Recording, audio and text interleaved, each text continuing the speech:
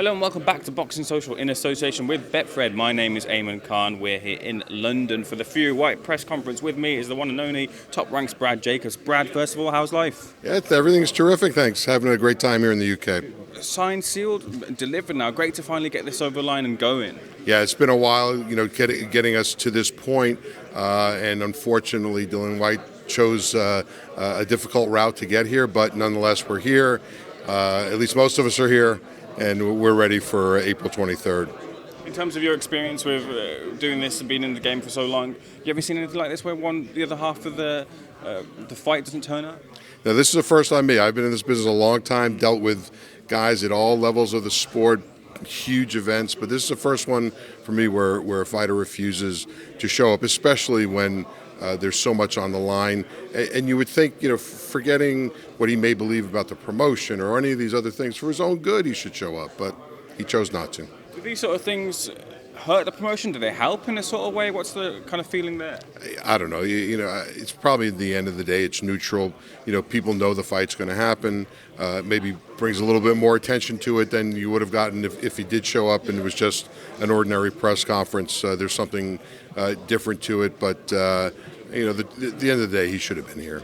In terms of your kind of relationship with Tyson Fury, with Top Rank, obviously he's come back up to the back of the 3 fights with John Tawada, is now moving into this Mandry fight here. But in terms of the relationship, how has it been with Tyson? Look, he's great. I mean, you cannot ask for a better entertainer, athlete, person. Obviously, his skills in the ring speak for themselves. Heavyweight champion, well deserved. But he's a promoter's dream. You just turn on the light and let him go. With that said, then, in terms of the in-ring action, can you give me a flavour of how you feel that fight will go? Yeah, I mean, look, Tyson's been looking great, especially in the second Wilder fight. Had a sensational knockdown drag out in the last fight, and I expect him to win and probably stop Whyte later in the fight, though. Fair enough. And then it's Wembley, 90,000, massive atmosphere. It's going to be crazy. Just choosing this as the location. Were there any other offers on the table? Can you tell us? Yeah, I mean, we looked around, all over the country actually for different venues, and for all sorts of reasons, Wembley was the place to go and nowhere else to go, and that's why we decided to come here. And it's a great choice, and it's going to be an incredible night, like you say, 90,000 strong, and I know we'll have 90,000 in the building, so it's going to be terrific.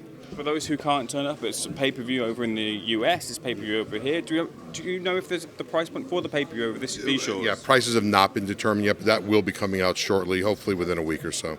Okay. And in terms of the pay-per-view side over America, obviously because of the time zones difference, does that hurt? Or is Tyson Star able to kind of overcome that? Look, I think there's only a few athletes that could stage a pay-per-view in the late afternoon. Tyson is one of them, so we're not that concerned with it. Certainly, you're better off in prime time at night on a Saturday, but in the afternoon in the U.S., it'll be very strong based on Tyson's value, his personality, and his following.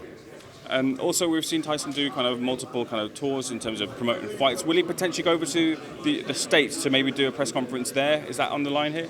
No, this press conference today was live in the U.S. on ESPN+. There's no need for Tyson or Dillian to come to the U.S. The word is out. Everyone knows about it. We'll do our job promoting the event, making people aware and when and where it is. And, Tyson's job now is to train. Brad, final question. For people tuning in on April 23rd, what can they expect to see? I think, look, you're going to see a spectacular, like we've already talked about, amazing venue here. What a great night. 90,000 strong, and the heavyweight championship of the world doesn't get bigger than that. Doesn't indeed, Brad. Pleasure speaking to you. Thank you so much for speaking to Boxing Social.